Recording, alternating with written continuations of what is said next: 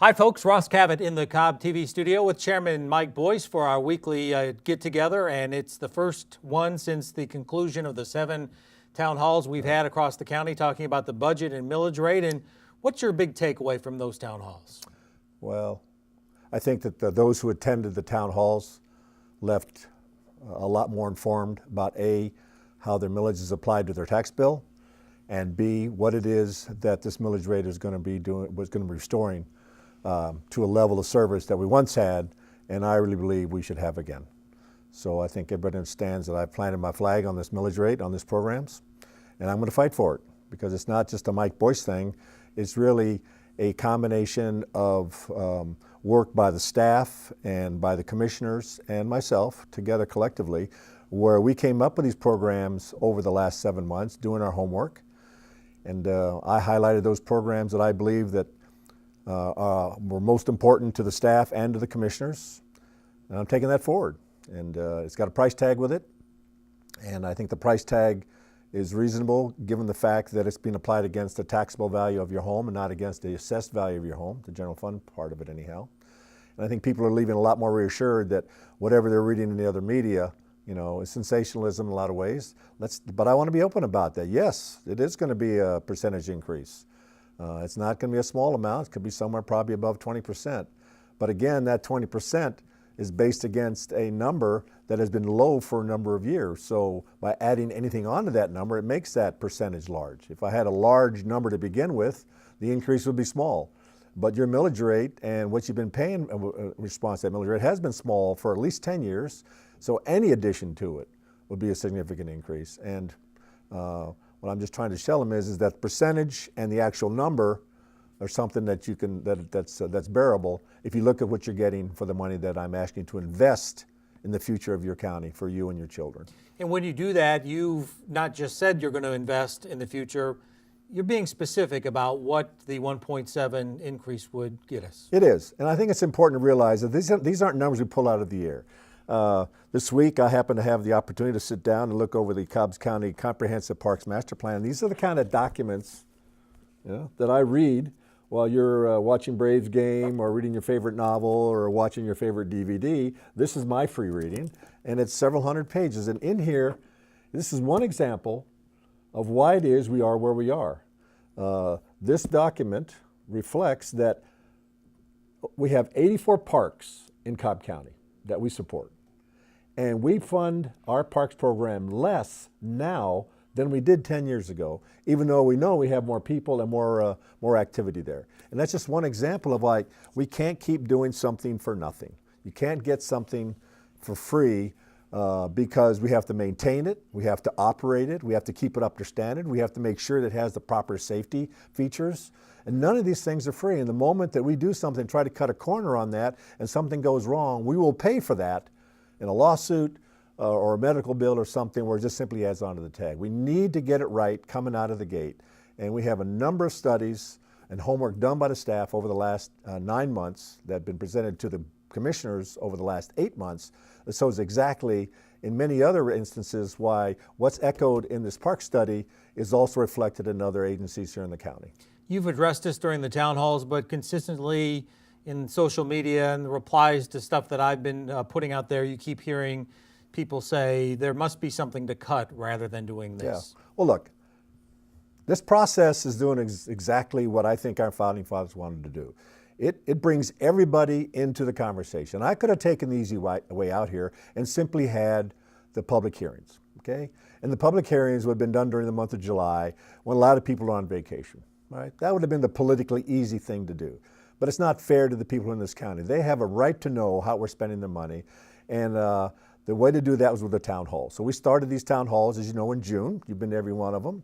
And you've seen what we've done. And the town halls have communicated not only what our intent was, but more importantly, it allows the citizens to see what it is that we're trying to do and have a voice in that to help us shape our opinion. So what I've seen in the town halls now, and also because of what's happened with the tax digest, we're still going to be making changes to this budget before we vote on July 25th. But I've been saying that for weeks now. The number that I put out there was a number that reflected what we thought the tax digest would bring in. Well, the tax digest is coming more robust than we thought it would. So there may be a chance that we can bring that millage rate down, maybe at another tenth. But these are discussions that we're going to have with the board. The public's going to have an opportunity to come and engage that. But the point I want to make is that we have communicated specifically with our millage rate what it is we want the world to look like for Cobb County in 2018 and 19. So those who are in opposition to it, they're doing the right thing. They're making us do our homework because their opposition is organized and they have a point. So we have to make sure that we're organized too, but better than they are. And all I ask people is, we're showing you what you're getting for an additional 1.7 millage rate. What I ask you, for those that are naysayers and say no to this increase, show me what world you want me to have, what world you want Cobb County to have if we don't raise the millage rate, all right? And just saying no to a millage rate increase, that doesn't tell you anything. All that means is you're saying no. What does no mean? Show your people, like I've been doing now since Christmas time, what it is that I'm proposing to do with your money. So I'm asking you, if you're really engaged about this and you're really opposed to this, show an alternative to my world right now and make the commitment that I've made and go through the efforts that we've gone through with something like this. Bring real numbers other than just selected facts to skew them in a way that pretends like we're not doing our best. And that's just not the truth. This reminds me of my homeowners association, where people move into the neighborhood with nice amenities, swimming pool, tennis courts, park. Then when the kids grow older, they don't need them anymore. Then suddenly they don't want to pay for them. And that's the excuse that you get. Well, I get that, but we also remember we have people moving in behind them. Right? We have millennials, and they have a certain level of expectation, what they want from this county. All right. Well, so while to the older generation, trails may not be a big deal, to the younger generation, to their children's generation, trails are a huge thing because they want to bike to work or have the opportunity to go and use amenities without having to get on the road. And trails, as is the bus system, take cars off the road and are one aspect to help mitigate some of the traffic issues. So it's a big pie. There's a lot of pieces in that. And I think that we've communicated very well that our plan is a restorative plan. It doesn't fix things in 1 year. It fixes things over 5 years and brings us back to a level that you used to enjoy before the recession. But I'm firmly convinced now, based on the town halls and what I'm hearing from people in emails and other media, is that they now understand what we're doing. They want that level of service back. And like I said here, I'm going to fight for that right up to July 25th. You mentioned to me your approach is based on some good advice that you've received in your past. I have. As many of you know, Master Sergeant Henry Hawley has been a Marine friend for a number of years and also my mentor. And he has a simple saying, no attack, no defense, just proclaim the truth. And I have been very open and transparent about what I've been trying to do. Doesn't mean you like what you're hearing. All right, I get that part. And people think that you have open transparency. Oh, the realization, they're telling me some bad news. And part of the bad news has been that, yes, we have a financial commitment to the Braves. And we're going to have a financial commitment to the Braves out of our wallets for a number of years. They didn't know about that, all right? They just simply thought that once we started paying into the bond, that magically that money would come from somewhere. No. So that's part of this story that I have to tell that they're not happy with, all right? I get that part. But it's the truth, all right? And you have to deal with the truth as you want to. But I'm simply letting you know all I know, that A, here's where I want to go, here's how much it's going to cost, and C, I'd like you to help me on that journey by investing in the future for you and for your children.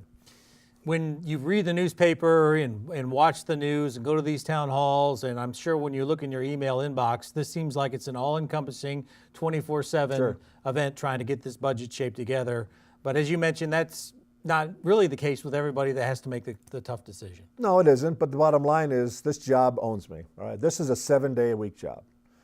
Sunday afternoon during football season, when people are watching football games, I've got a zoning book that I'm having to look at, or I'm looking at the agenda books. I work this job even on Sunday morning when I'm at church. All right, people want to talk to me as I'm coming out of church and going on my way to Sunday school, ask me about the budget. So it's a bigger job than I realized, but I'm committed to doing this right. And it's in order to do that right, I have to make sure that I'm properly prepared with the answer, because nothing worse than to tell people something and then they find out that's not true, because I can't be wrong more than once, all right? They expect perfection from their commissioners, and I get that part. And I have no problem saying I'm sorry like we did when we got the senior fees wrong. We did that, we implemented that the wrong way. But overall, since I've come in the office, you know exactly what it is that we're trying to do, because we communicate that with the board hearings, with social media, with emails, with my weekly videos. We've made a concerted effort over the last 18 months to tell you more and more about what's going on in your government. You should feel confident and sure that what your government is doing, because it is open and you have access to us on a regular basis. There are a few moments, though, when you can get your mind off the budget. Sure, right. Well, you know, you can't let this job consume you. It owns you, but it can't consume you. So like last week, of course, we had the 4th of July parade. And that's one of my favorite events, because you get to go out there and shake hands with people and high five with kids, you know, and just say some great things. But I also had the opportunity to spend some time with my granddaughters. And you have to every now and then just pull yourself away and get back into a world that you had before you became an elected official. And you know, I just there was a time last week when we were taking them to a museum. It was about a 40-minute ride, and that's when I found out that my 2 granddaughters liked one of my favorite CDs, which is music from The Greatest Showman. And as I'm driving down the road in the cornfields of Iowa, I've got a 9-year-old and a 3-year-old, you know, singing these songs from this CD that's on the radio. And, you know, that's one of those moments of just pure joy when you listen to your grandchildren and you just see kids that don't have a care in the world, they're loving life, and you just savor that moment. You do. You just savor that moment. There are times, you know, when God gives you a little gift like that, and it just restores you to who you are. It makes you who you are, remembers how you got to where you are, but more importantly, it lets you know that there are people in this world who really care about you and that you care about them, and that we both return that. And as you know, I just came back from my weekly commitment to Camp Hope. These are kids whose parents are in prison. And there's a little picture here of the staff. And these are what I call normal people doing great things for your community and for their faith. Because imagine how it is to be someone that's 5, 6, or 7 years old, and you have to tell people that one of your parents is in prison, right? That's a heavy burden for a child to bear. But what's worse, statistics show that 60 to 70% of these children who have parents in prison will also end up in prison. So every year now, for more than 10 years, I've taken a week out of my life to work with these children and just let them know that we care about them. And I'm just really, really pleased to say that the children who attend Camp Hope, less than 1% of those children end up in jail at the time. I was told today about a young man that I was in one of my classes a number of years ago. He's a Marine sergeant now in deployment. There was a lady today who spoke last night. She's now a beautician, and she thanks Camp Hope and the people that were there, showing her that they have hope in life. So I like to every now and then just get away from the turmoil of politics and get back to the world that I had before I joined this world. And it re-energizes me to get out there and fight for everybody in a way that I believe that this county wants. We have a great county. We have wonderful people here. And the small thing that I did is multiplied across this county in many, many different churches, volunteer groups, county participation programs. And like I said here, I believe in this county. I believe in these people. And I believe in the American people. And if you want to know what the right thing to do is, you go out there and you engage them. You let them become part of this conversation. That's exactly what I have been doing now for over a year. And believe it or not, I'm confident that when this is all said and done, the board's going to pass something that's going to begin to restore this county to what it was that Ernest Barrett believed in his vision when he started us on the road to modernity. And I'm committed to this fight. My flag's in the ground. I'm going to fight for it. And I'll be doing anything I possibly can to serve the people as long as I choose, and also give them the opportunity in the future if they choose.